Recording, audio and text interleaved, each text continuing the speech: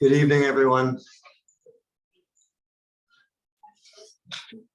Good evening, everyone. I call this regular council meeting Monday, July the 10th, 2023, 7 p.m. to order and to acknowledge we are on the traditional territory of the Stahelas. Next order of business, please. The next order of business is introduction of late items. No late items. Business, please. The next order of business is approval of the agenda. We have a mover. Moved by Councillor Facio, seconded by Councillor Bidell. Discussion.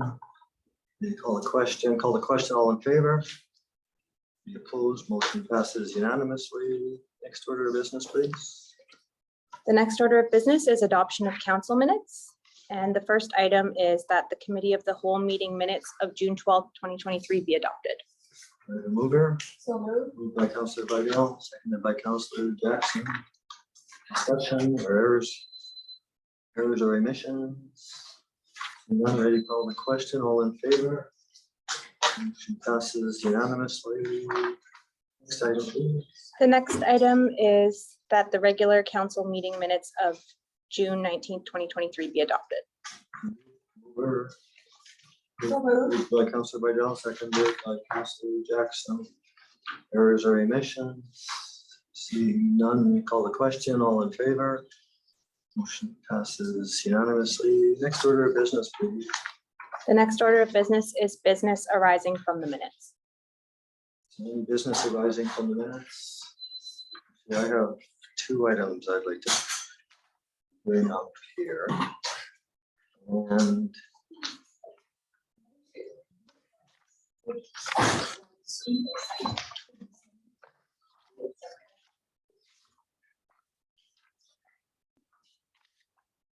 can you guys hear me okay back there? Yes. No. No? Can you hear any of us back there? Yes. I can't. No speaker. I'll try and speak up. Just try and get my attention if you can't hear me. We're under business arising from the minutes, and I have some business arising from it. The committee of the whole meeting minutes of June the 12th. Be on page 5. And before I get into it here, I'll just kind of backtrack a bit. So the committee of the whole meeting of June the 12th. Sorry to bug you, but I can't hear nothing back there. It's quiet. Is there like a sound system close that I can put my ear to so I can hear? Let me let the chief administrative officer. He just announced it before you walked in here. So the alternative right now, so we're expecting some headsets coming in for people with hearing impairments.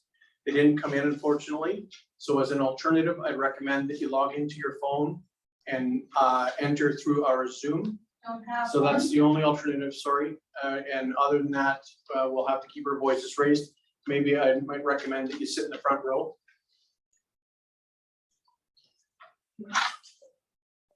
My understanding what the problem is that there's a problem because there's two systems here. Because we have not just the microphones, but the Zoom system. So the two systems are out of sync with each other for a few seconds. So the sound does not work. So that's what's complicated the system. Is that correct? Yes, that is correct. Well, again, I'll try and speak up here. So the minutes of the committee of the whole meeting here from June 12th, 2023 didn't make it to the last regular council meeting for adoption because the meeting was just, I believe, a couple of days before the regular meeting. So they're actually coming late. So the issue is there's two motions actually. The committee of the whole meetings are resolutions, and once they're adopted into the minutes, they become a resolution. So they have become a resolution as of just a few minutes ago. So now we have two motions, or two resolutions here, which somewhat are in conflict with each other. So I just want to get some clarity on the direction of what council wants on this. So that is again on page 5, and that is on the item. And that is under item D. Excuse me.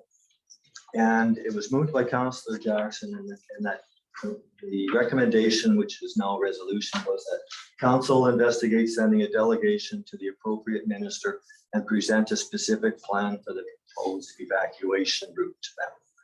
So that's the one, and it's in conflict with the minutes of the meeting. Our last regular, it's not really in conflict, but it's not clear what the direction really is. So I'm just trying to get clarity on that. And that is, sorry, with me. The regular.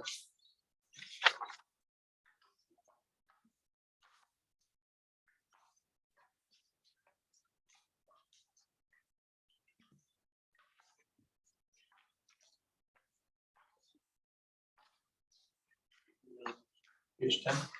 Page 10. Page 10.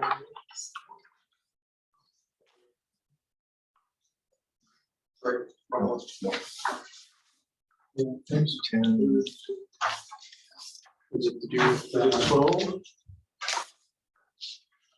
We know Yes. the meetings in Yes, meetings in UBCM. correct. So that's on page 12, and that's under the regular council meeting minutes of June 19th. And there was the resolution which was passed, and there were a number of appointments that were set up with council members and the province ministers. So there was one that was included in that was for Councillor Vidal to discuss the evacuation route to the minister. So we've got two here that are in conflict. So one says again that it's just Councillor Vidal that's meeting, and the other one, which was just passed by resolution, is that council send a delegation with a specific plan. If I can just ask Councillor Jackson, go ahead. Thank you, Your Worship. These are two separate items. When you go to UBCM, all councils get the opportunity to speak to ministers and their deputies. You get roughly 10 or 15 minutes and you go on to the next one.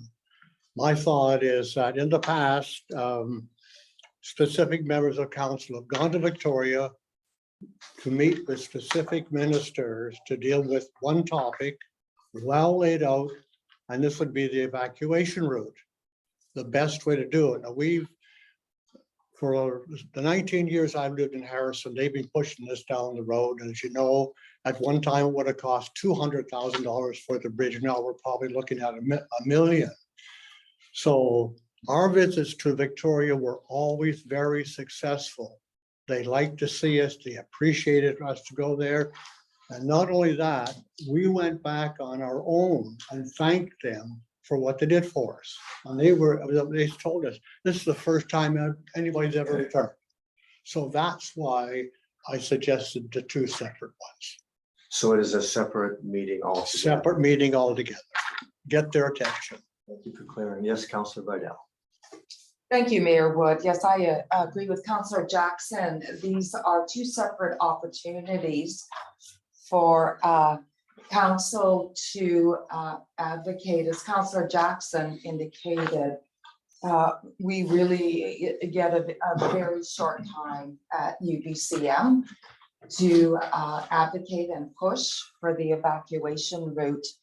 However, attending Victoria and meeting one-on-one with the minister provides a little bit more of a informal and a relaxed environment. So I still support both of the motions, and I think we should definitely carry on. We won't, hear any good news, hopefully, from UBCM for substantial time. So we will need to decide as council whether we wish to wait until after UBCM, which is probably more acceptable, given that MLAs are not sitting during the summer, and then look at early in the fall, perhaps booking a short trip to Victoria, given the opportunity and based on the minister's schedule. So thank you. Thank you. I think the evacuation route is an extremely important conversation, so that's good. Thank you for that clarification.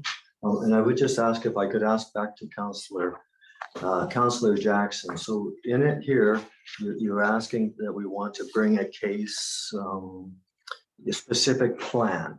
Do we need to make a motion to staff to come up with a specific plan that council intends to present to the province? Yes, your worship, excuse me, yes, we do, your worship. It's got to be a specific plan. It's got to be well designed, well laid out, look very professional, and it doesn't have to be long. It just has to be concise. So would you like to move that, sir, Councillor? I move that staff prepare a report on the exit route.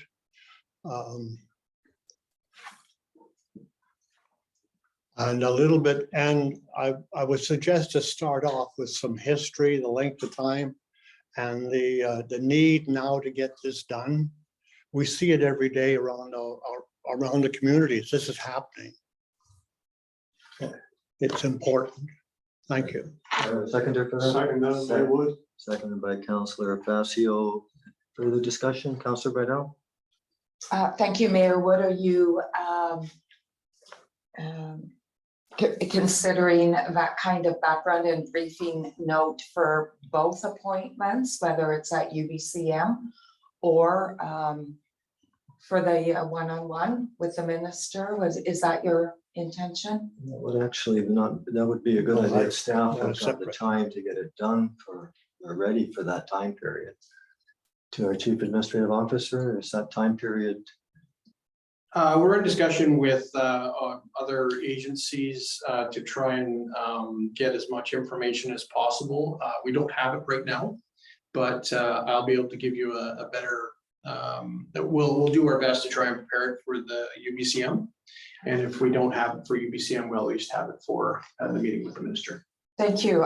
In the past, Mayor, would staff have provided briefing notes once we have confirmation of any of the ministers that we're able to meet with? So we'll probably need to wait until we get confirmation as to acceptance for our delegation to go.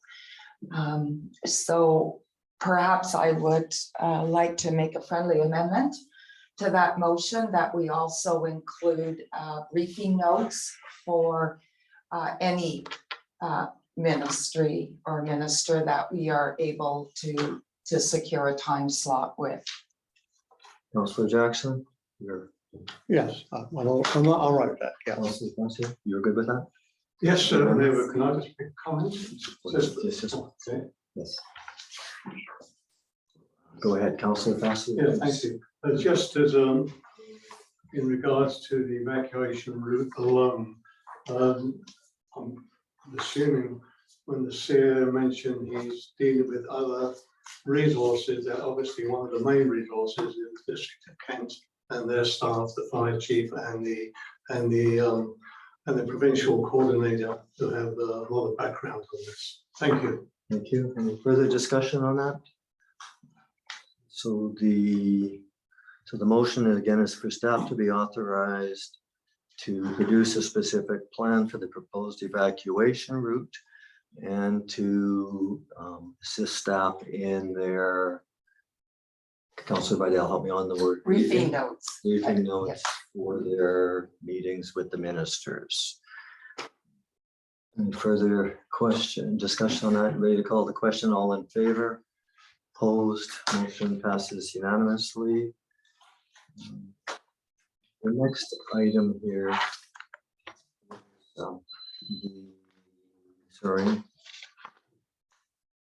Is on page 13.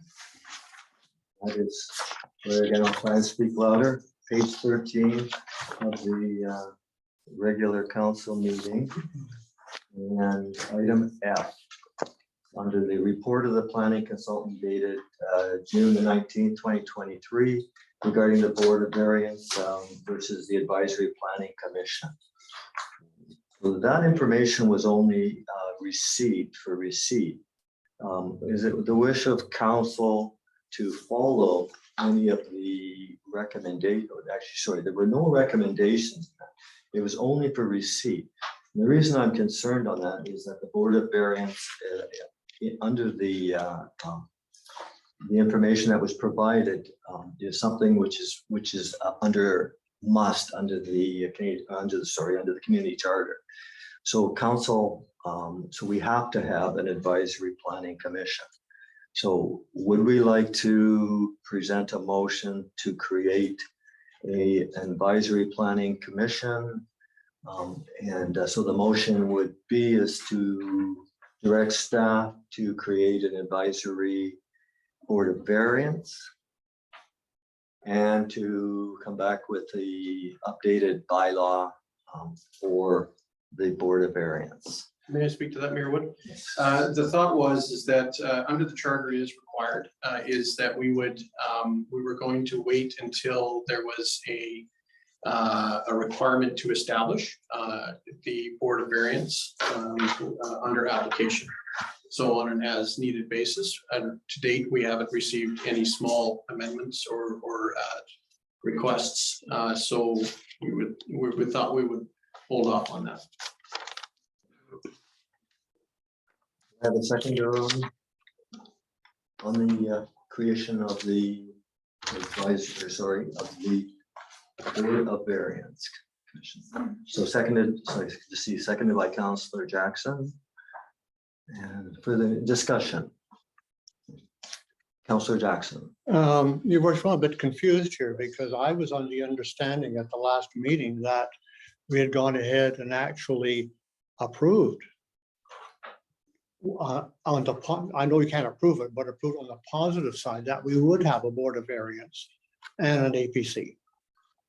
Because I think the Board of Variance is a good thing to have along with the APC. Thank you. Okay, Mr. I'll just refer to that planning consultant for further comment. Thank you, Your Worship. You do have your Board of Variance. It is established and it's ready to go. But we've never had any applications for Board of Variance to make any decisions on anything. And once we get that application in, if we ever get one, because there's a criteria that the applicant has to go through, then we can appoint 3 individuals to the Board of Variance as and when required. There's also, at this point in time, there was a previous motion that council had that I was to look at all of the land development and related bylaws, and that is on the list to be updated as well. So that new Board of Variance bylaw will come back to the council table for adoption. So just to clarify, so the Board of Variance, there will be a new bylaw, an updated bylaw being presented. Yes, yes. Thank you. Did that answer your question, Councillor Jackson? So we did not authorize it. It was just receipt of the information. Thank you, Worship. Yes. Further discussion on that? I think I'm going to rescind my motion then, Councillor Fassi. Yes, I'll agree. So we'll draw that and we'll just wait for the planner to bring that information at a further date. Order of business, please. The next order of business is the consent agenda, and there's nothing for this item. The next one is delegations and petitions, and again, nothing for this item. The next item is correspondence. Item A is letter to the Minister of Public Safety from Mayor Paul Horn, City of Mission, dated June 16th, 2023. Item B is letter to the Minister of Housing from Mayor Peter Jones, District of North Saanich, dated June 21st, 2023. Item C is resolution from the City of Prince George. Item D is letter to Fraser Valley Regional District Chair Jason Lum from the Minister of Public Safety dated June 30th, 2023. Item E is email from Ross Buchanan dated July 4th, 2023. And item F is letter from Mayor Brenda Locke, City of Surrey, dated July 5th, 2023. Thank you. So this is a motion for receipt. Moved by Councillor Jackson, seconded by Councillor Facio. Discussion on receipt. As we call the question, all in favor to receipt. Opposed, motion passes unanimously. Next order of business, please. The next order of business is business arising from correspondence. Business, Councillor Facio. Thank you, Mayor. Would like to discuss 15, 21, and 23 pages on referring to. First one is 15, which is the letter to the Minister of Public Safety from Mayor Paul Horn. Recent decision to reduce the role of highway patrol in responding to traffic collisions on a number of provincial highways. Do you want me to do these individually? Yes, let's do each one individually. Okay, so I'd like a motion from council to send a letter of support to Mayor Horn of the City of Mission. Well, we moved it. Oh, sorry, second. Moved by Councillor Facio, seconded by Councillor Vidal. Further discussion on that? All the question, all in favor? Opposed, motion passes unanimously. Next item, Councillor Facio. Keep their word, and the second one is the resolution of the City of Prince George. Resolution submitted to UBCM reimbursing local governments for medical services provided by local government fire and rescue service. This is one that hits home to us, which as we know, or most of us do, our fire department on several occasions in regards to medical emergencies. So again, I would like a letter of support from the Village Harrison Hot Springs in support of the letter from the City of Prince George to UBCM.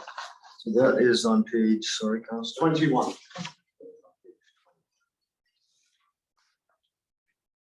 So you move that, Councillor? Yes, Do I have a Mayor second Wood. there? The letter of support, Second, seconded by Councillor Vidal. Any further discussion? Seeing none, ready to call the question, all in favor? Opposed, motion passes unanimously. Next item, please, Councillor Facio. Mayor Wood, and this is D, page 23. Again, it's the same request as the City of Mission to the Fraser Valley Regional District to Chair Lum. Make that motion as well. Thank you. Do I have a seconder for that? Seconded by Councillor Jackson. Discussion? Discussion, ready to call the question, all in favor? Opposed? Motion passes unanimously. Thank you. Excuse me. Any other business arising from the correspondence? We had, just want to comment on item E, which is the email from Ross Buchanan dated July the 4th, 2023, and that's on page 30.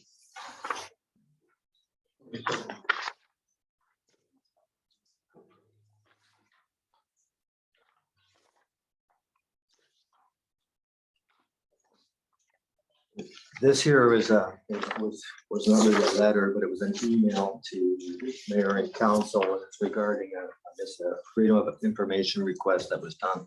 And it was a document that was requested, which was done in September 19th, 2022, and it was addressed at that time to the chief administrative officer, and it was from our fire chief.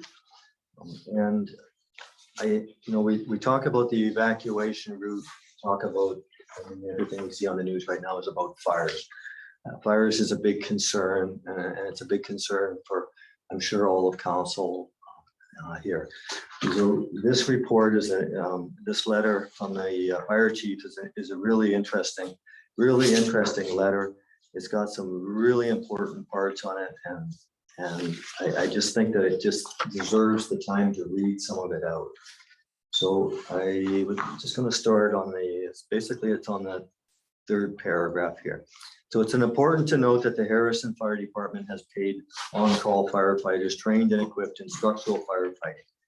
Interface wildfire protection is different and requires specific equipment and training. The water supply for suppression of a wildfire is different than those for structural firefighting. Suppression efforts for an interface wildfire relies on a consistent water source. Reliance on hydrants for water supply, as with the structural firefighting, could be compromised and left insufficient or unattainable. So ensuring a full understanding of the differing needs and resources is essential in establishing guidelines for pre-attack planning and prevention of wildfires. Next paragraph carries on. Section 4.5.4 establishes the beginning foundation for the prevention and mitigation of wildfire risk in this area. My recommendation is that further assessment is done. A fire prevention plan should be developed. A third-party assessment can be done with the context of the OCP to examine the current and future needs, the guidelines and the adequacy of the current firefighting resources. This will serve to ensure that the guidelines are sufficient in meeting the objectives of the protection from hazardous conditions. The reason I read that out is the chief makes out a number of concerns. And I don't think any of us really are in a position to start making motions or recommendations, or making any motions out of this. I'm going to be bringing this up a little later here when we start talking about the by-election. But I think that we really seriously have to start thinking about getting a full-time paid fire chief on board here that can actually walk us through and look after this village in these needs here. The volunteer fire department has done a great job. Trevor Todd, the chief, is, I commend him for bringing this to our attention. But I believe the village has grown to a position now that we have to really consider moving ahead and getting a full-time position in here. So I just wanted to bring that to our attention. Did anybody have any discussion? I'm not going to make any motion on it. Did anybody have any further discussion they would like to make on that conversation? Councillor Fassio? Thank you, Mayor Wood. In my, after I read the letter, I did some investigation. And it came to my attention that the fire department has done interface training in regards to the comments in that paragraph, because this was last year. And there may be, I'm not quite sure regarding the water supply, because we have a lake out there, which in emergency, they put out the pumps to draw water from the lake for emergencies as well. So we have sufficient water. So this is last year's report, but in my investigation, that's what I was told. Thank you. Thank you. I'm just going to elaborate. Sorry, go ahead, Councillor Vidal. Thank you, Mayor Wood. Further to Councillor Fascio's comments, we also do have an arrangement with Agassiz Fire Department to call them in should it be needed. And I also believe that Agassiz Fire Department does have a piece of apparatus called a tanker truck, which could be used as shuttling capabilities from the lake to wherever the location of an interface fire is. So I am not totally convinced that there would not be that adequate water supply. It would be a matter of just being able to transport it via tanker truck from the lake to the location. But perhaps we should look at getting some clarification from Chief Todd as to whether or not that would be one of the methods that they would be looking at should we find ourselves faced with an interface fire. So with that, I'd like to make a motion that staff reach out to Chief Todd to provide a little bit more clarity and background and some operational procedures we find ourselves faced with an interface fire within the village. I think, Councillor Vidal, I appreciate both councillors' responses, but the chief is actually asking council, when you actually read the third paragraph down, he is actually asking for professional help in answering that question. So it's a question I don't believe that he's able to answer here. He is actually asking, and he says his recommendation is that further assessment is done, which is just what you're actually, I believe is what you're proposing in your motion. And he's also stating that a prevention plan should be developed, but a third-party assessment should be done with regards to how it also works with the OCP. So I think that just by sending it back to the chief would be, the chief is asking for help.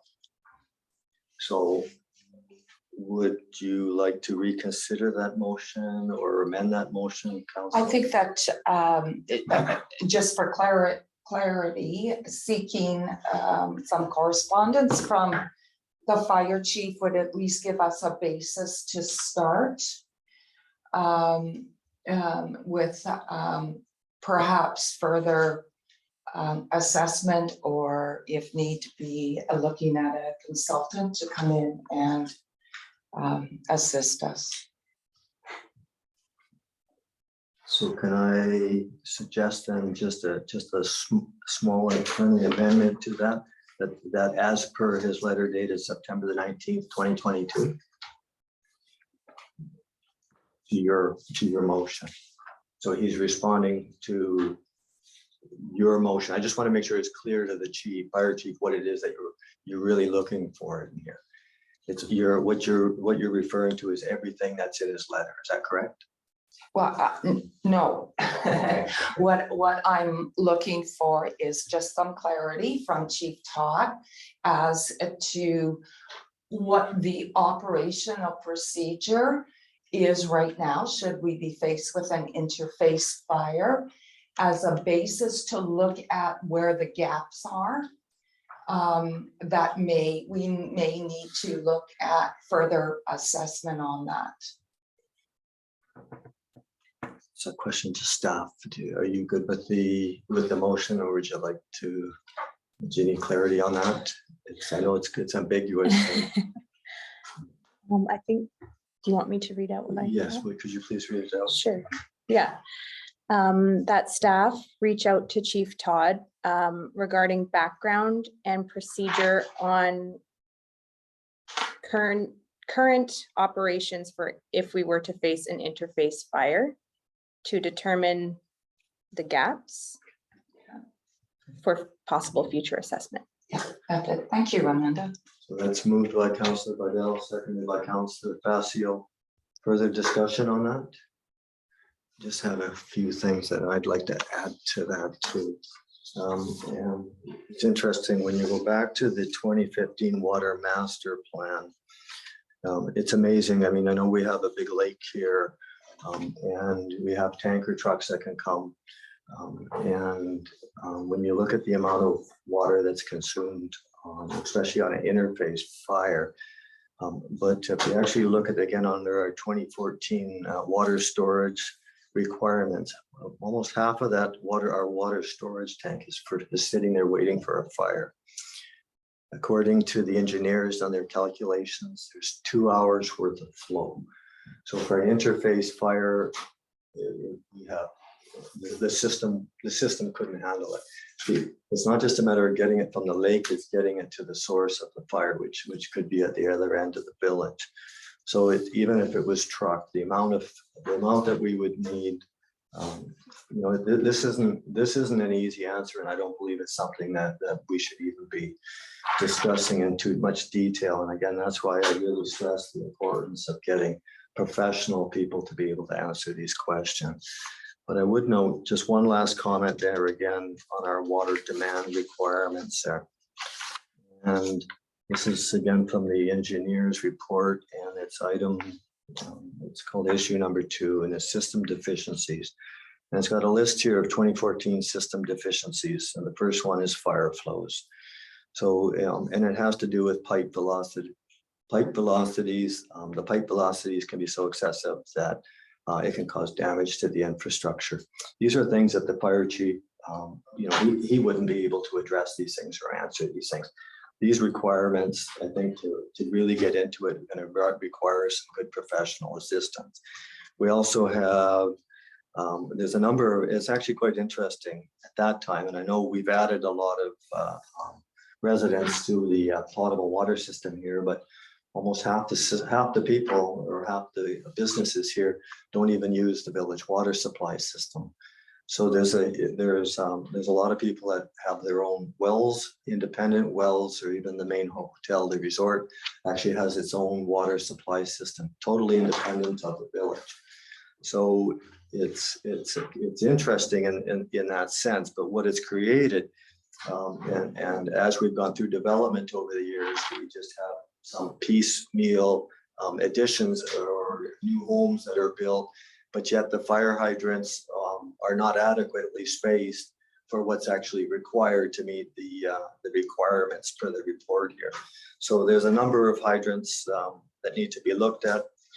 Again, all I'm trying to do is just give the fuel to why we need to get a professional fire chief. And it's not just the fire chief is what I'm looking for, it's also the public safety manager, someone that can look at these things and ensure that fire, which I believe is probably one of our most serious threats, we've done our due diligence on that. Any further discussion on that? So that was moved by Councilor Riddell. I can't remember, sorry, I don't have a seconder. It was seconded by Councilor Facio. Any further discussion on that one? Seeing none, ready to call the question, all in favor? Motion passes with the mayor opposed. Next, sorry, was there anybody else that had any business arising from the correspondence? Seeing none, next order of business, please. The next order of business is reports of councilors, committees, committee of the whole, and commissions. Councilor Facio? Oh, thank you. In a word, just on the June the 20th, I attended the Zoom Freighter Health Regional Board meeting. Basically revolved around the increase in the toxic drug situation that's in the province, the systemic racism they're addressing in the system, working to address solutions. Some 45,000 employees in the region. Digital Health Committee, Optimized Health Technologies is a new thing that's coming in to help with their digital health records.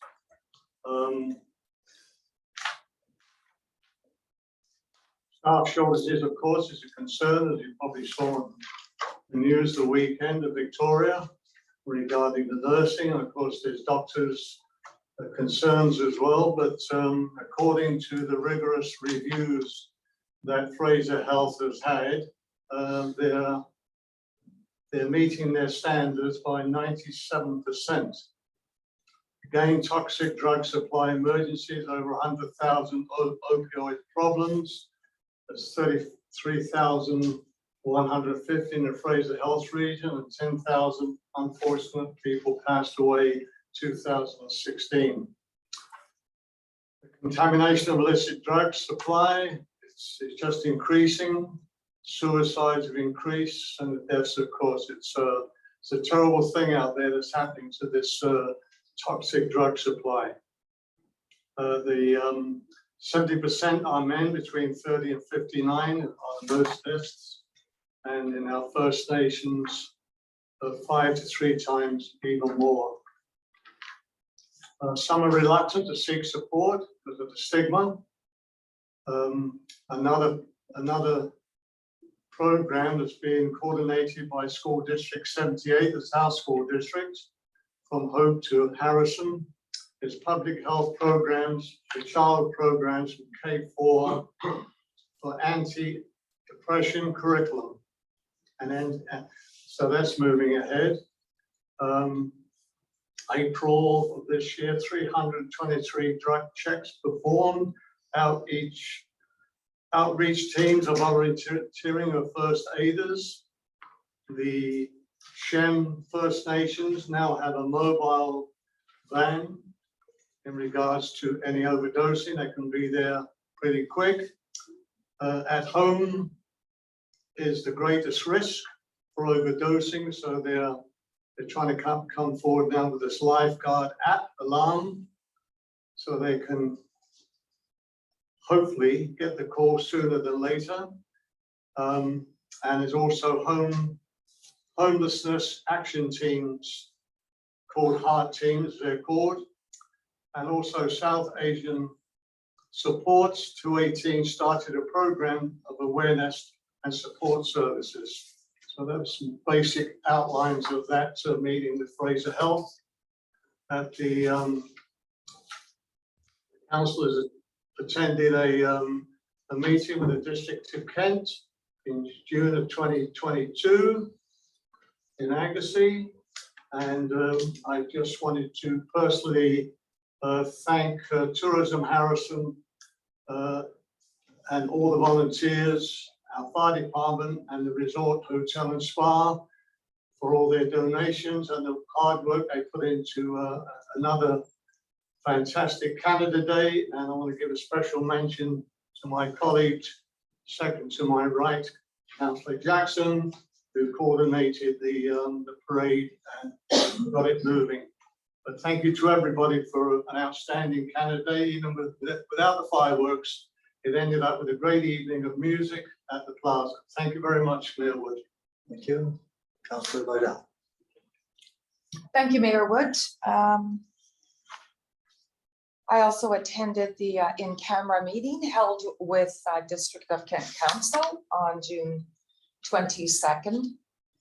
On June 27th, I attended the Community Futures North Fraser AGM.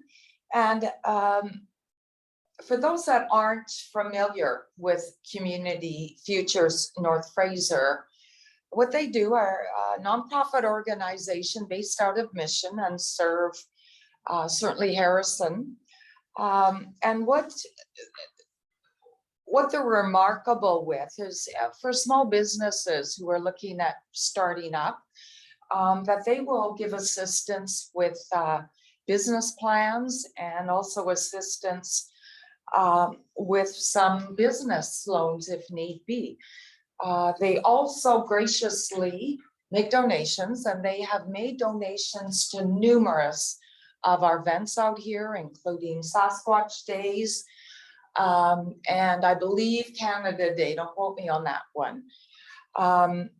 So there was a new board that was elected.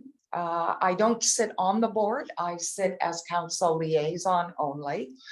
But the new board and committee assignments will be announced at the September meeting. And I also wanted to take the opportunity to say that I also attended the Canada Day celebrations in the village, and it was another outstanding event. And I just wish to extend my sincere thanks to Tourism Harrison, to the village staff, and the countless volunteers who made it happen. I received such positive feedback from our residents and from visitors. There were hundreds of visitors who attended Canada Day. So well done. Thank you. That's my report, Mayor. What? Councillor Jackson. Thank you, Your Worship. I attended the regional library meeting on June the 21st. And something I think is really interesting, anybody who goes hiking, if you're a member of the library, you can borrow from them what's called a solar panel kit, which goes on your back. It produces up to 28 watts of current, so you can always have an update cell phone. So somebody is going on long hikes, there's certainly a real safety feature, but you must belong to the library, get a good book to take with you so you can read it while you're walking. It's a really good idea. I also attended the council. We did suggest to Agassiz that they make arrangements to come to Harrison to make a presentation on facility that's going to be good for Agassiz and Harrison and all around. I think the people in Harrison would really like to see what it's all about, what it's costing, what it's gonna cost and everything. So hopefully sometime before the end of the year, they will be applying for a delegation. We'll keep our fingers crossed on that. I was pleased to see that this year we had quite a few new entrants in the parade, which I didn't expect. I started working on this in April the 5th, and it finally all came together. And from my point of view, it worked out really well, and we're already looking forward to next year if we're all still here. And that's my report, Your Worship. Thank you. Next order of business, please. The next order of business is reports from mayor.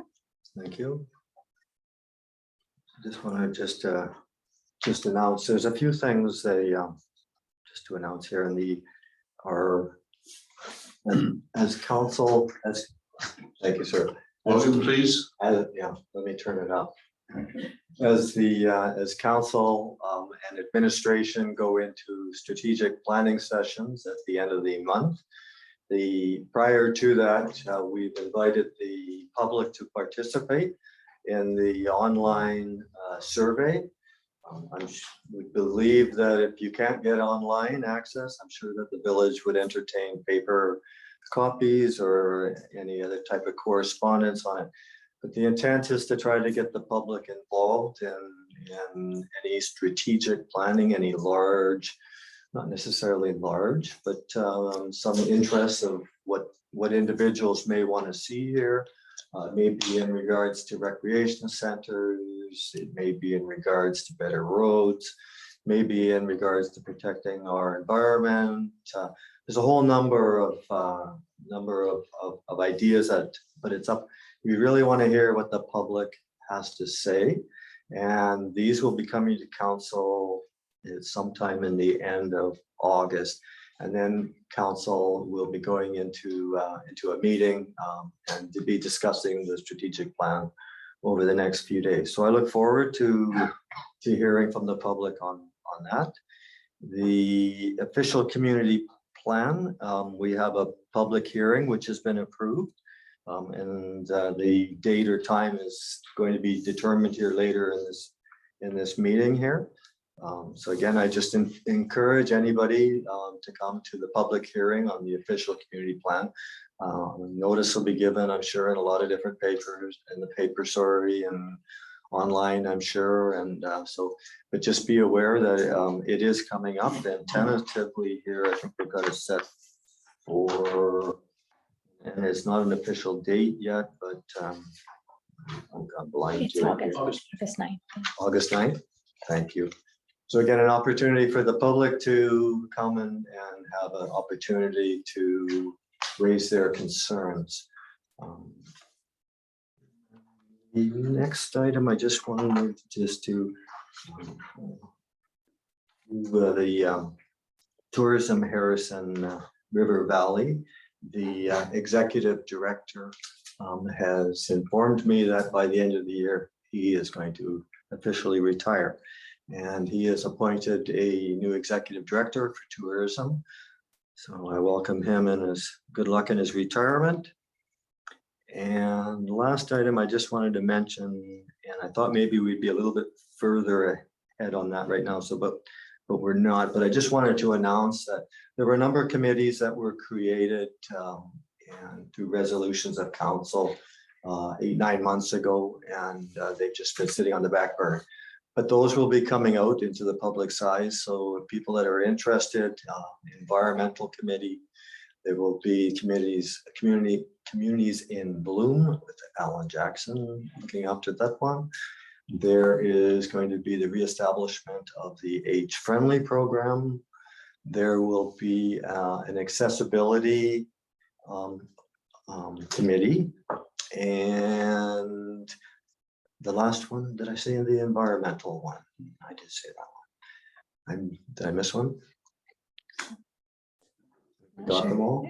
The whole list will be coming at the next meeting. So basically what I'm saying is that there's a lot of committees, there's a lot of involvement, if public want to get involved, I really encourage you to participate. Next item, order of business, please. The next order of business is reports from staff. Item A is report of corporate officer dated July 10th, 2023 regarding the 2023 by-election appointments.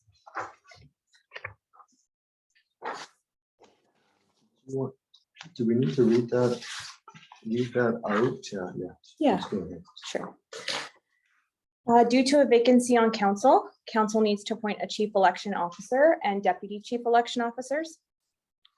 Pursuant to section 58(1) of the Local Government Act, the local government must appoint a chief election officer and a deputy chief election officer for the conduct and administration of the municipal election. So the recommendation is that pursuant to section 58(1) of the Local Government Act, Kelly Ridley be appointed chief election officer for the 2023 by-election to be held in September 23. And that Amanda Graham be appointed deputy chief election officer for the 2023 by-election. And that Tyson Cook be appointed deputy chief election officer for the 2023 by-election. Do I have a motion? Move the recommendation, Mayor Wood. Moved by Councillor Passio, seconded by Councillor Vidal. Discussion? Seeing none. A question, all in favor, opposed, motion passes unanimously. Before we move on,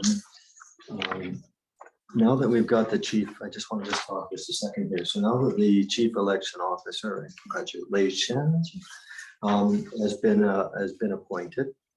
We have, I believe it's 80 days to call the election. So there will be notifications going out, I think, in the near future on that.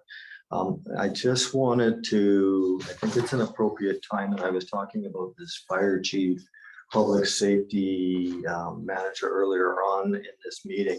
And again, the importance of the wildfires in the community. So if we're going to go out in a by-election here, then we're already spending the money to get the public's input on the new member of council. So it would be a shame to not utilize the opportunity to get the public's input. So I would actually like to see that we actually have just a simple question that would, it's not a binding question. It's just gives council the understanding or the idea of the support in the community for a fire chief. So the motion would be is that staff be directed to add to a question to the ballot that would request for the approval of a full-time paid fire chief for X amount. And X amount would be determined by the chief financial officer. Do I have a seconder for that? Seconded by Councillor Jackson. Discussion on that one? Councillor Vidal. Thank you, Mayor Wood. I do not support this motion. I think it's two separate issues, and I don't think that I have at this point in time enough information to either vote for or against that motion. I certainly would, before I was able to go one way or the other, I certainly would need a lot more information coming from staff. I think that this discussion probably should best be taken up at a committee of the whole meeting where we can discuss more in depth, and perhaps at that time using or after that using, at that time would be the more appropriate time to put out a survey if the recommendation came from committee of the whole. Thank you. Thank you. Just to make comment to that, the I'm sure that this is going to be coming up in the strategic planning session. So I don't think it would necessarily, the committee of the whole would be the right place to discuss it. Unfortunately, our strategic planning does not give staff time to be able to put the simple question on the ballot. It's a simple question. It's not a binding question. It just allows us to get a good feeling of through the residents, if the residents are support spending the extra money for the extra fire safety in the village. It's only for council's information. Any other further discussion, Councillor Maybe Fassio? Matt would. Yeah, personally, I think this is premature without sitting down and having a discussion with our chief financial officer and how this would impact the community tax-wise.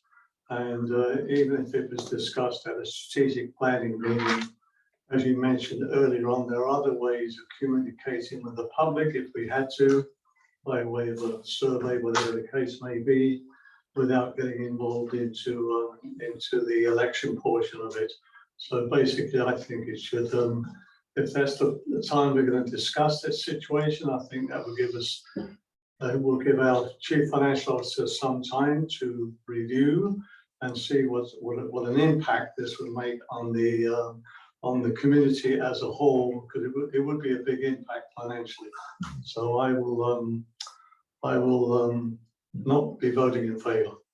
Thank you, and I'll comment on that one. So the chief financial officer, as part of that motion, would already do the calculation as far as what costs would be involved. That would form part of the question.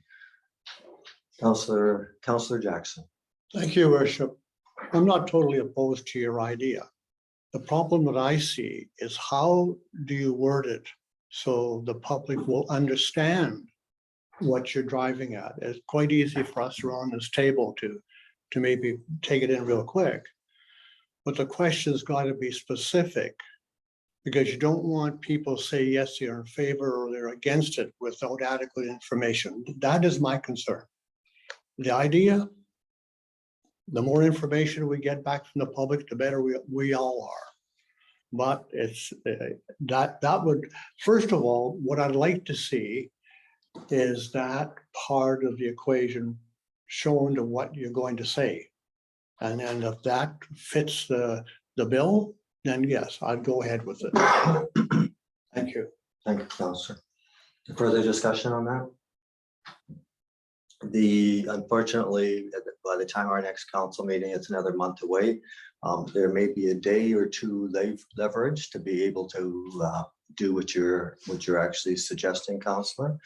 So I would attempt, hopefully, that we can bring something forth at that meeting and we can discuss that. So no further discussion. I'm ready to call the question. So all in favor? Could you read the motion again, please, Yeah, Mr. Mayor? that was to add to the ballot a request to authorization from the public to hire the employment of a full-time fire chief at a cost of X amount, which would be determined by the chief financial officer.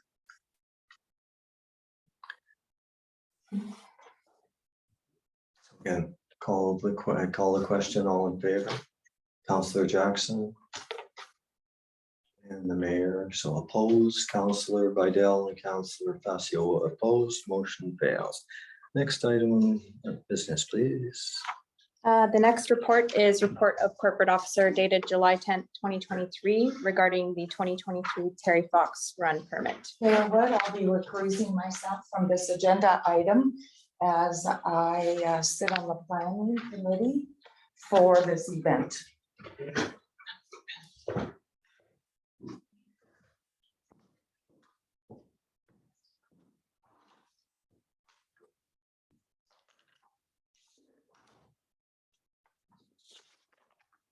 So the recommendation on the table here is that the council for the village of Harrison Hot Springs approve waiving the event application fee and damage deposit for the 2023 Terry Fox run or walk. Do I have a mover? Move recommendation, Mayor Wood. Moved by Councillor Fassio, seconded by Councillor Jackson. Any discussion on this? So then we call a question. All in favor? Opposed? Motion passes unanimously.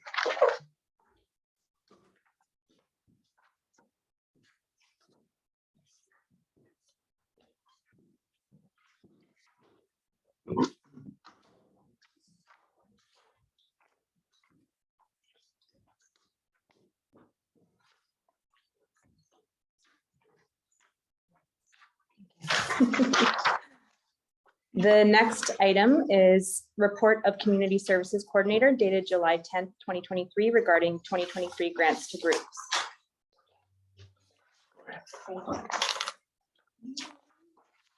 Recommendation from the report provided is that the following community groups be provided with funding under the Grants to Groups program. Agassiz Harrison Community Services, $3,000. Agassiz Harrison Aquanaut Swim Club, $1,500. Kent Harrison Arts Council, $2,000. And the Miami River Streamkeeper Society, $1,000. Thank you. We have a moved by Councillor Jackson, seconded by Councillor Dacio. Discussion? Discussion? I have a question on it.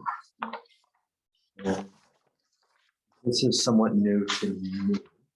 Help me understand, so the community groups, so there's 4 community groups here. And my understanding is there's a notice that's put out and it's up to the applicants to submit if they want to request some funding. And these happen to be 4 that submitted. Is that basically how it works? The applications must be submitted between March 1st and March 31st. And these were the only 4 groups that applied for this round of funding. Thank you. Can you help me understand, like, how do the other community groups work? How do they, like, I can think of a number of ones here. Like, we've got the Kent Harrison Arts Council. Like, what stops Kent Harris, or sorry, the festival, Harrison Festival. We've got like in the parade, we have the Highlanders, the band. How do they get their funding sources? So Chief Administrative Officer, could you? So I'll refer to our community services coordinator to answer that. Can't comment on all of them specifically. I don't believe most of those receive any funding from the village. We do provide some funding through tourism, through some of our resort municipality fundings for some of the events that some of those organizations have ties to, like the Harrison Festival of the Arts. There is one other organization that does receive some funding from our office here, and that is the Agassiz Harrison Museum. Agassiz Harrison Museum Historical Society, I think is what they. So how does that one, help me understand how that, like, how that's different? That is a good question. It was in the same summary for grants, so then we went looking back, and there was a motion passed in 2019 that flat sum amount would be included. Prior to that time, they did apply for funding through the Grants to Groups program. So they get this 10,000 every year until anything were to be changed at the council level from our understanding of the resolution. So we also give a fair chunk of money to tourism. So how is that done the same way? The tourism funds, I'm still getting all caught up, but I believe all come from the resort municipality funding that we receive, and it's part of our resort development strategy that we put forth to the province. So that's done on a yearly basis? Yes. So that's, Your worship, I sorry, can maybe answer that question. Councillor Jackson. With Tourism Harrison, originally, we set that up as a line item. So as we went along with the museum, that became a line item. So it shows up on the balance sheet on the expense side, gifts at that point, rather than having to go through the same process every year. And if you take a look at the older financial statements, you'll see it also. Thank you. Makes it easier. I would think though, like the Streamkeeper Society, you would think would be on the same list. So is that something that? Well, because their needs may next year maybe be 1,500, where the other ones are constant. Thank you for that, Councillor. Councillor Bassett? Thank you, Mayor. With just a clarification, Officer can correct me if I'm wrong, but I believe there's a certain amount that's forwarded to Tourism Harrison Fund of his own municipality. And out of that amount, I believe 20,000 is for the festival in that whole amount. That amount takes care of the events and also the festival in that chunk. Am I correct? Yeah, through your worship to Councillor Facio, it's, that's correct. So every year we contribute 90,000 to the Tourism Harrison, which is 100% funded by the Resort Municipality Initiative. Out of that, then they chunk that out to the different events that are happening in the community, but they're in control of that, not the village. More questions on that, but another day. So that's good. Thank you. Any further discussion? So it was moved by Councillor Jackson, seconded by Councillor Facio. Ready to call the question? All in favor? Motion passes unanimously. Next item, please. The next item is report of Community Services Coordinator dated July 10th, 2023 regarding Harrison Community Gardens request for funding. So at the regular council meeting of June 5th, 2023, council passed the following resolution. That staff contact Audrey Johnstone regarding her request for repairs on the community garden and that a report be brought back to council with proposed repairs, including cost. Receive a formal cost estimate and request for funding to staff for the replacement of the garden beds at Harrison Community Gardens over a 3-year period. The request is attached to this report. The cost estimate for wooden ties, nails, and rebar is $6,793, tax not included. The village's current annual budget for supplies for the Harrison Community Gardens is $500. Harrison Community Gardens is encouraged to submit an application for funding through the village's Grant to Groups program during the next application period in March of 2024. The recommendation from this report is that the Harrison Community Gardens request for funding report be received for information. I have a mover. Moved by Councillor Facio, seconded by Councillor Vidal. Question? Councillor. Thank you, Mayor. Well, just a little bit of background. This community garden was set up, well, it could be 2009 or some through a grant that the village put forward to create a community garden. So it's been run by mostly by volunteers, and one of them over the years has taken it upon themselves to be the leading hand, so to speak. I was a little bit confused at first, but I agree with the recommendation that they will have to apply to the grants in aid for this. But it is just like it is really a village facility owned by the village. They used to be where the old wells used to be, and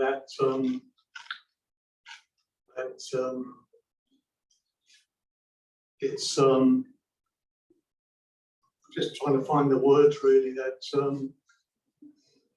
sorry, I spoke with the manager of the community services, and she's going to speak with Audrey Johnston again to make sure that they understand how to apply and how to, because it's not something they've ever done before. It's all new to them. So I thank the community services manager for contacting Audrey and putting this report forward. I'm in favour. Thank you. Thank you. Councillor Vidal. Thank you, Mayor Wood. When this item comes up next year in grants to groups, I'm just wondering if it's possible to look at some alternatives other than the wood. That may be something that would be more sustainable. I just kind of throw that out there. And worry about that, I guess, next year, rather than being faced with this every, say, 10 years or something like that. So thank you. Thank you, Mayor Wood. Further discussion? Yeah, I'd just like to comment on it too, is that it would be nice to know the actual use. I obviously it's used. I'm not questioning that. How many people are actually waiting to be able to have community gardens. So it's, there, it looks like we have an answer. So, They let me know that they have 12 names on the waiting list right now. So there is demand for more space, which is something that would be worth looking at for additions to the community through other various grant funding that the village could apply for, sort of either on their behalf or looking at a different space in town if there is space for such a thing. so there's 12, how many would be there now? Do I you believe have any it's idea? 24. So it's quite a wait. So that's a wait, basically is no. I think that they were estimating 3 to 4 years, which is a long time, and that just, it all just depends on when we have been thinking. So who makes the decision? I've heard of comments of, well, maybe you should make them smaller so that there's more lots.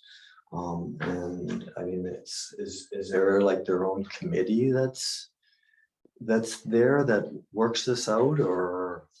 The organizers take control of all of that. I just, just a comment is, I remember when I was down in, I was in Crescent Beach, and you know, you park on, basically on the side streets there as you want to go down to the ocean there.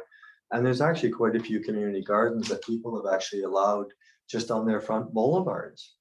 And it basically says, pick a fruit or pick what's it say, pick something and pull a weed. And it's quite attractive. Wow. So, I mean, my boulevard, I got a bunch of grass on it. And I mean, I wouldn't object to having somebody that wants to grow a garden on my front lawn. I don't know how other people feel, but so I would encourage maybe our Christie here, as you learn, or as we all, as I learned with you, maybe we can look at giving options of how we can expand or change. And as Councillor Vidal said about changing the containment materials. So instead of just being a blanket funding that comes, because I think those community gardens are very important for us. Councillor Vidal. Thank you, Mayor. It does appear to me, although I'm not sure if the village owns that total area all the way over to McCumb's, but it does appear to me that there may be the possibility of expanding further out. And I know perhaps there may be some concerns about parking, but I do believe there's adequate parking available along McCumb's.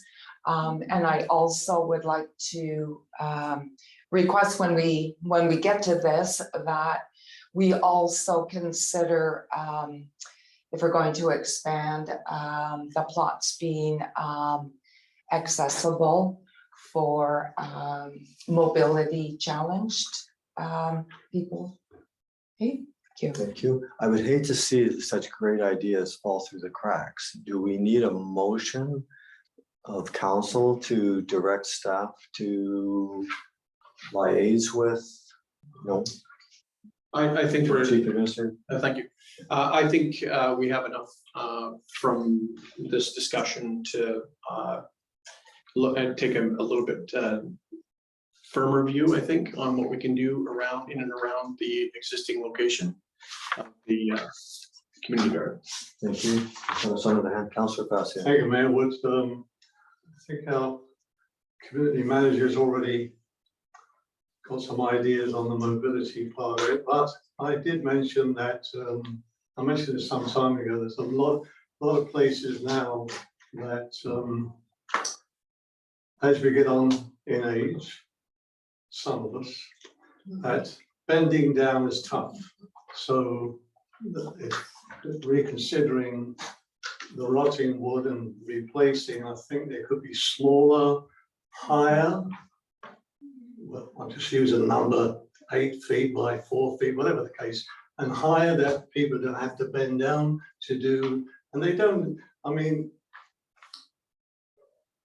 I'm not sure if everybody who owns that uses it for their own use, to a home or whatever, or whether they give some to community services, I do not know. But anyway, I think when our community services managers will be looking at this seriously with the rest of the staff, that they look at also the expansion and also the plots should be smaller and higher. Thank you. Thank you. And call the question. So this is just for receipt. Yep. It's been moved and seconded. All in favor? Opposed, motion passes unanimously. Next item, please. Item E is report of planning consultant dated July 10th, 2023 regarding the official community plan bylaw number 1184, public hearing date. Thank you, your worship. So the public hearing will be held on Wednesday, August the 9th, 2023 at the Memorial Hall, starting at 7 p.m. The staff recommendation is that the official community plan bylaw 1184, 2022, public hearing date report dated July the 4th or July the 10th be received. Moved by Councillor Vidal, seconded by Councillor Jackson.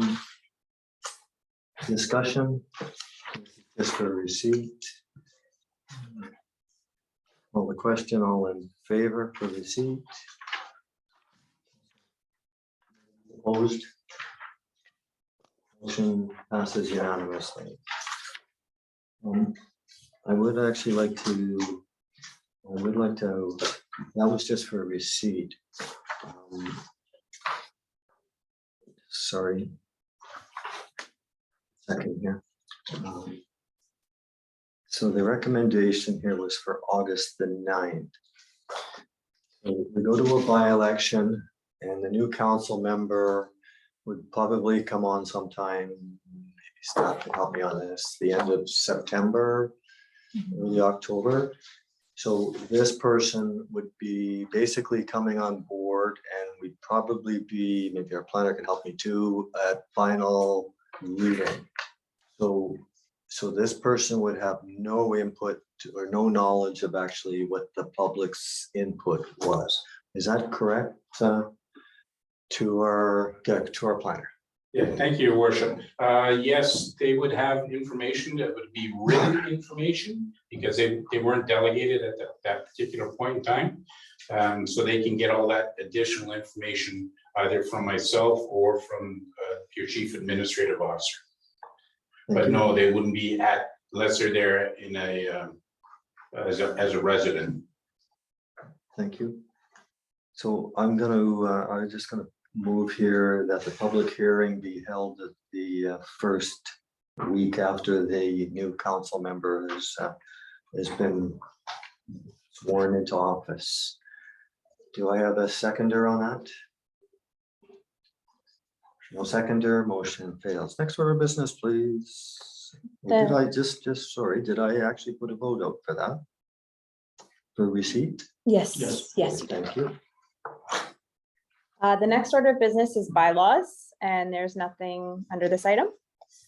The next order of business is new business. Item A is new business from Councillor Facio regarding health and wellness fair next spring. Go ahead, Councillor Thank Fassel. you, Mayor Wood. Yes, so a few years ago, we held it twice. We had a health and wellness fair at the Memorial Hall. Where all folks to do with health and wellness, whether it be massage therapists, pharmacists, doctors, nurses, whatever, anything to do with health. It was very successful. And I was talking to some residents who had organized it previously, and they asked me what chance would there be of having this for 2024, the spring of 2024. So I'll put it, it's a great idea. I'll put it before council. It would mean the waiving of the fees for the hall, but of course it's a village event, so that would be automatic, I would think. But costs, I don't think there'd be any cost really associated with it, unless if there is, it'd be very small, which would come at a later date. But the idea is to that if council gave their blessing on this, that I would meet with these folks in the fall, September probably, and then come back to council with an action plan for the spring of 2024. Thank you. So was there a motion in there, Councillor? Yeah, the motion is that for that I move forward with residents to discuss the health and wellness fair for the spring of 2024.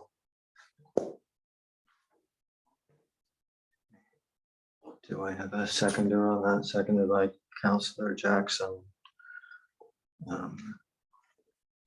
Discussion on that?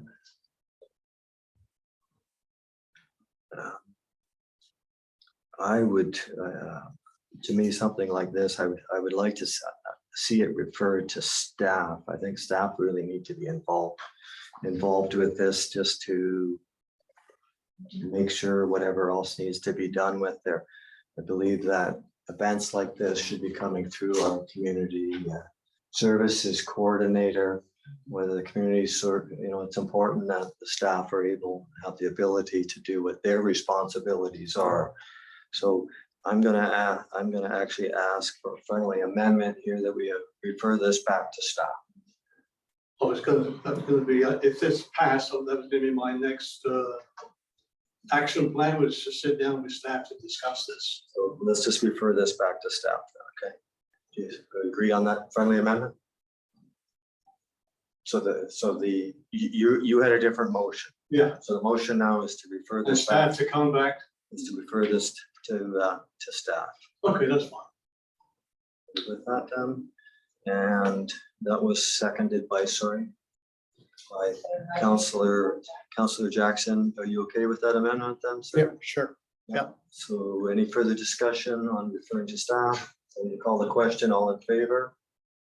Motion passes Thank unanimously. you. Next item, business, please.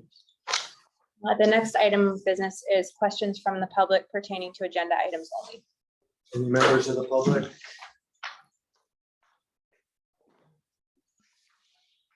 Yes, Mr. Mayor, John Allen, 398 Hot Springs Road. I'd just like to ask a question about the public safety issue that you raised with the risk of interface fire, which primarily is the wooded area to the other side of Macomb Drive. And I appreciate your research into the history of the water system. And you probably don't know, but when we were planning the water system, we actually planned for 3 reservoirs in Harrison. One here, one over on the east side, and one at the south end of the village. And part of that consideration was that in order to be able to fight a fire anywhere in Harrison, it was important to have a good supply of water close by.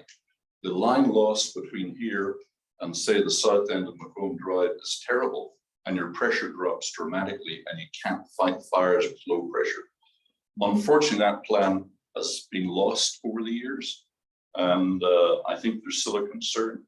But my biggest concern, I want to ask Council why, when we know that the fire risk is extreme and high, and the fire risk to Harrison is high, and in fact, there's somebody called Dan Coots coming to the village in the next week or two to share his experience of such fires, that this is not contained within our official community plan.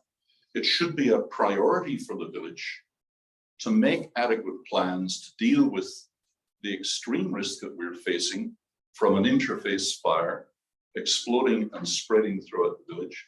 And yet, even though Mr. Blackwell was at the Committee of the Whole and said it should be in the OCP, neither his report nor the Urban Forest report are referenced or included in the OCP. And I'm just asking why, if this is such an important issue, and I believe it is an important issue, you need to have prevention and you need to have the escape plan, both. But those things are such a big issue for the people of Harrison that I believe that they should be written into the OCP as objectives, that we deal with this issue somehow and get on with it and get something done, both in terms of prevention and escape. And why are we going to a public hearing in August when lots of people are out of town, others are swamped with visitors, the business community is too busy to pay attention. And it just seems to me the wrong thing to be doing, to have something as important as the OCP public hearing, which should include that fire risk issue, being held in the middle of summer when nobody has time to read it or to attend the meeting or to give it the attention it deserves. My question is, why would you even consider doing that? We know from your comments tonight that difficult it is to communicate effectively with the people in the village, and maybe some kind of a referendum question is a good thing, but it comes down to time. I, as a resident business owner, will not have the time in August because I'm busy looking after a business. We have 100 days to make our money in Harrison in business, and that's in the middle of our 100 days. And it's unfair to those people and to a lot of people to ask them to put aside the time that an OCP deserves. And why would you do it at that time? That's my question. Thank you. Thank you.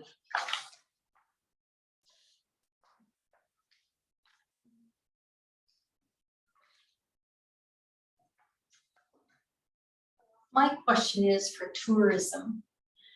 Why is there nothing for teenagers here?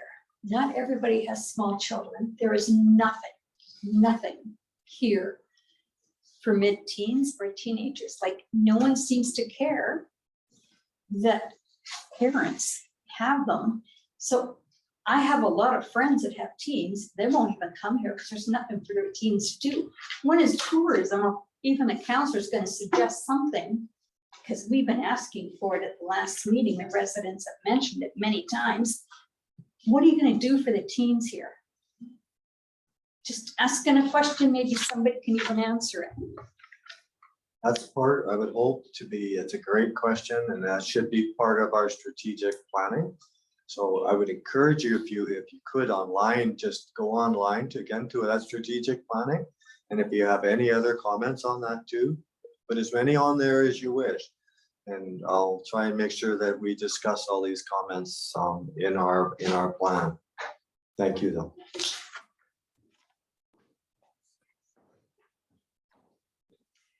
Gail Gamo, 505 Cottonwood Avenue. First of all, I'd like to thank council for their support in regards to the Terry Fox Run. The run has not been held in Harrison since 2012, and the committee that is launching it is a joint committee between Harrison and Agassiz. So we're looking forward to a good turnout.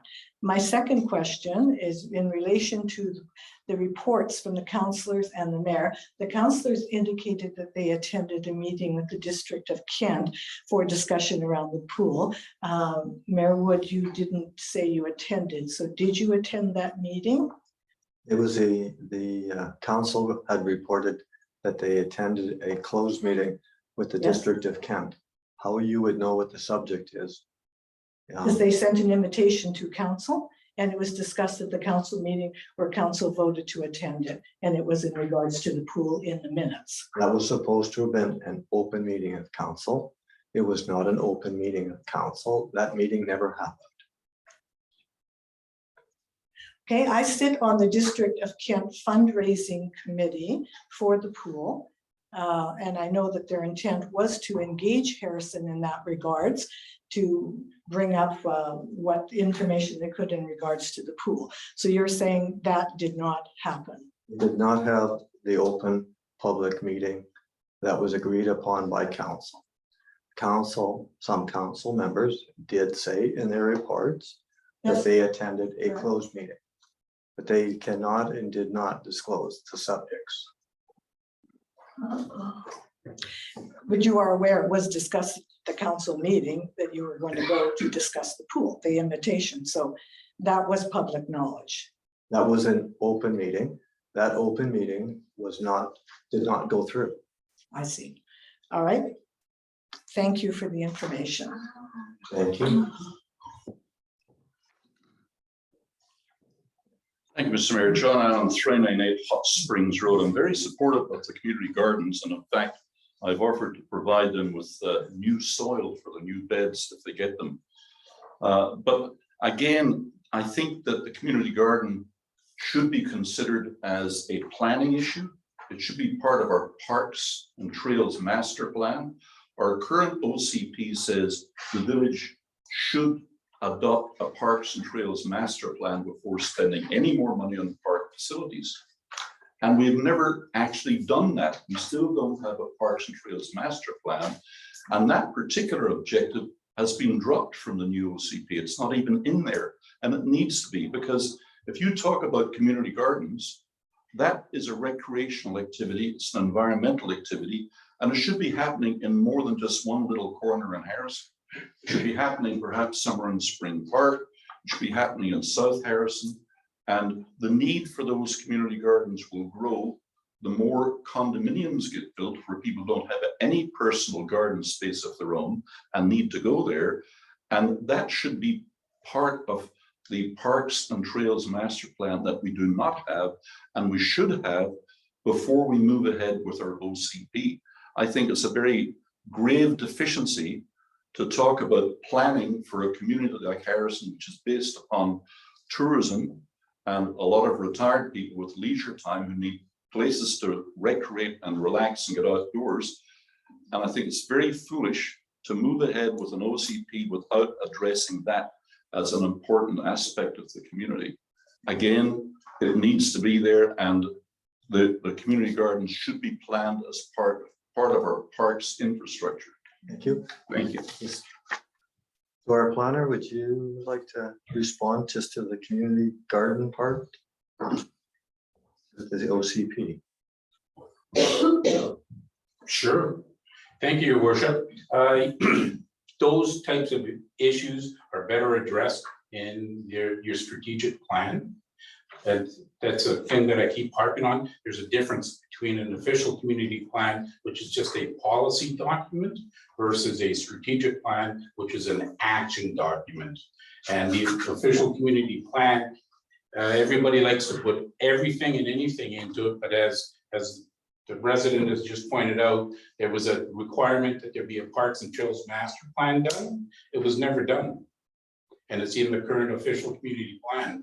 That's one of the problems that you have with the official community plan, is if you put everything and anything into it, people's expectations are up to here, but council only delivers to here. So there's a bit of a gap.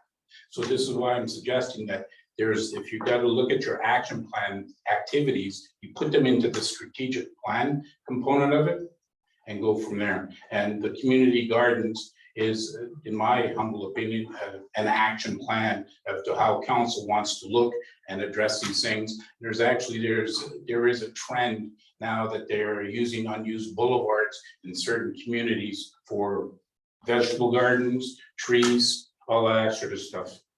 Thank you. Is there any questions on Zoom? Anyone on Zoom, if you have a question, please use the raise your hand button.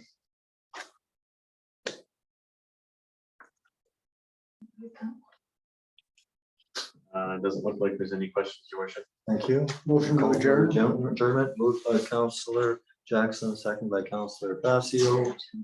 All in favor? This is unanimously, we are adjourned. Thank you, everybody, for coming.